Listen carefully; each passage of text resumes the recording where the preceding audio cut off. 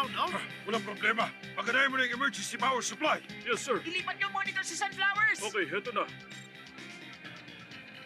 Ipapakita ng live feed.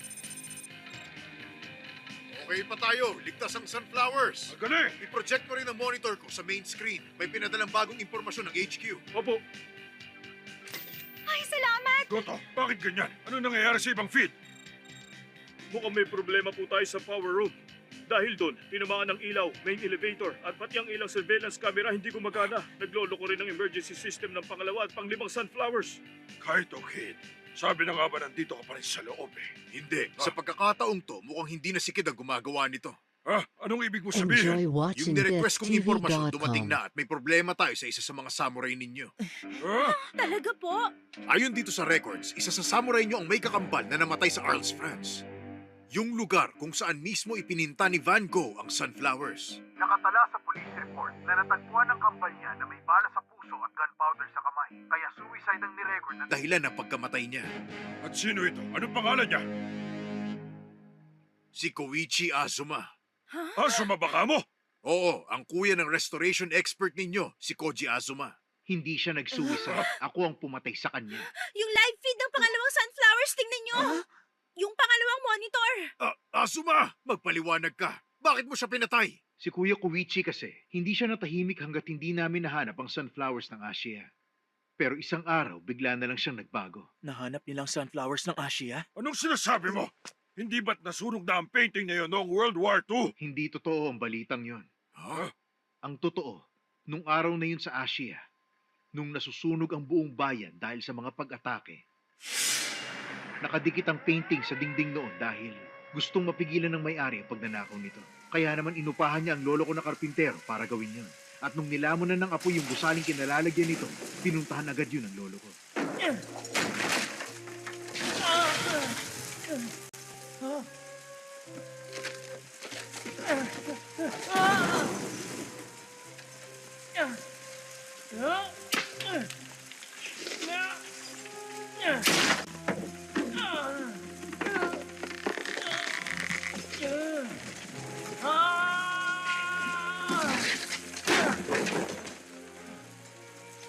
Ginoong Azuma!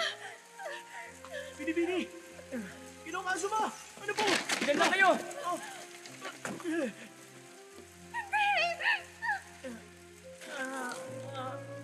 Bini! Kayo na ang bahala sa sunflowers! Ginoong Azuma! Bini! Kailangan na po natin umalis! Ginoong Azuma! Kahit na matalo pa tayo sa digmaan, hindi natin pwedeng hayaan mawasak ang sunflowers! Ginoong Azuma! Ginoong Azuma! Bini! Bilisan po natin! Balang araw, sa lupaing ito, ang musayo na binanggit ni Sensei Koji Mushano magiging katotohanan at magigisnan ng buong mundo ang sunflowers na to.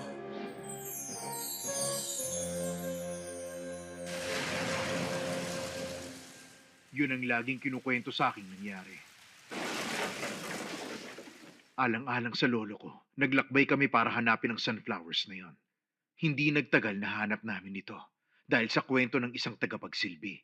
Kwento ng tagapagsilbi? Upang maitago ito mula sa Allied Forces, binansag ang peke ang original na sunflowers painting para maipuslit ito ng ligtas sa Europe. Sandali, kung ganun, yung nabili ko sunflowers ba ang...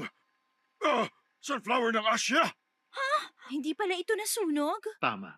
Nahanap namin ng kuya ko ang painting na yon sa Arles, sa isang munting bahay matapos ng mahabang panahon ng paghahanap. Ang sunflowers ng Asia.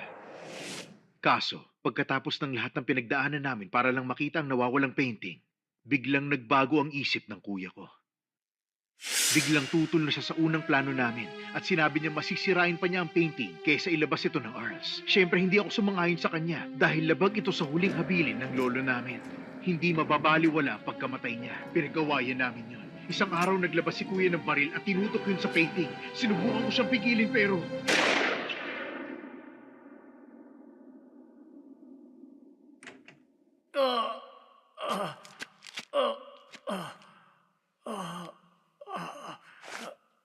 Kuya?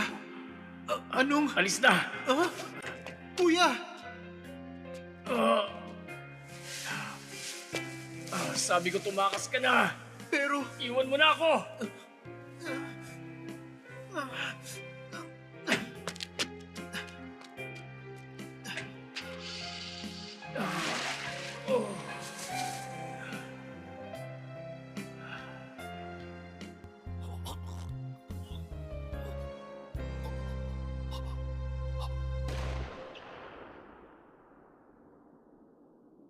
Matapos nun, narinig ko ang tungkol sa Sunflowers Adored by Japan na magaganap. Kaya ginusto kong maging bahagi nito.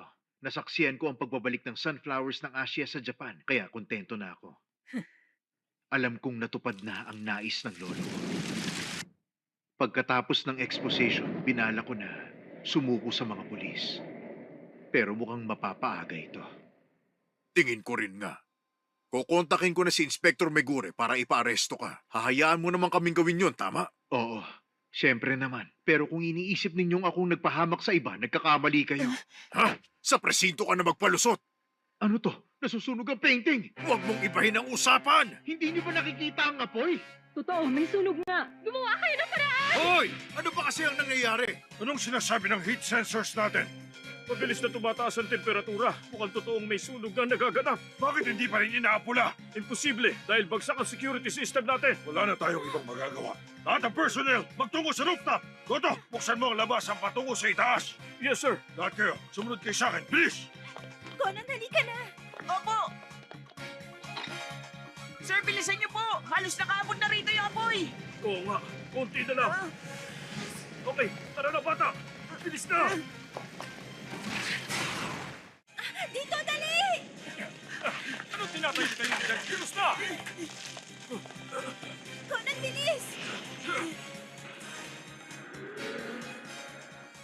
Wala naman nasaktan sa inyo. Wala. Okay lang naman kami. Ikaw, Conan, ayos ka lang? Opo, pero ang sunflowers, may liligtas ba lahat? Huwag kang mag-alala. Nakaprogram ang system na automatic silang ilabas. Pero nakita ko na yung pangalawa at panlima! Wala ka nang dapat ipag-alala doon, bata. Hindi. Sigurado ako sa nakita ko. Naiwan sila sa mga kwarto nila. Kailangan kong gawa ng paraan kundi matutupok ng apoy ang pangalawa at panglimang sunflowers.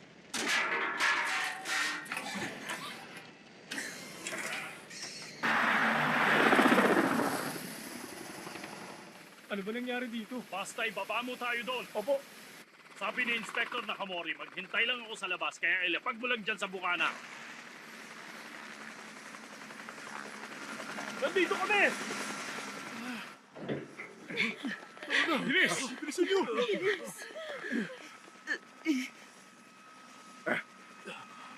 Ipinaliwanag na sa akin ang tungkol kay Azuma. Pero ano bang nangyayari dito? Tangkamal ng usok. May nagsimula ng apoy. Kailangan dalhin ng mga sibilyan sa ligtas na lugar. Ako nang bahala. Doon tayo pumwesto sa bandarod. Sige!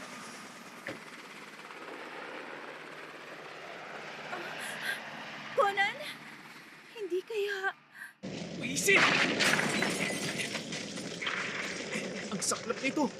Dali na! Kundi matutos na ang sunflowers! Kaito Kid!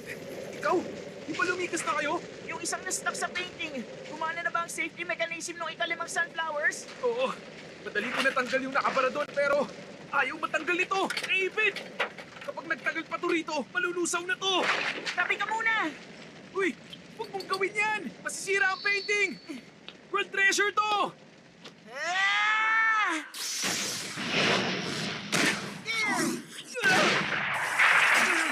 Obra ba? Ako yata yung inasinto mo eh. Pwede ba magseryoso ka nga? Hindi umubra. Kainis. Ano bang materyales ang ginamit ng matanda sa dingding na to? Shinichi! Totoo palang nandito ka! Ano pa bang ginagawa niyong dalawa rito? Guguho na ang buong lugar! Umalis na tayo dito! Ran! Ate Ran! Kailangan namin ng lakas mo! Ha? Anong sinasabi niyo? Nasta kasi sa dingding yung sunflowers! Hindi makaandar yung safety mechanism hanggat hindi siya nakakawala. Gusto niyong masakit ko yung semento? Oo, kaya mo yun. Susubukan ko. Umatras ka, Shinichi.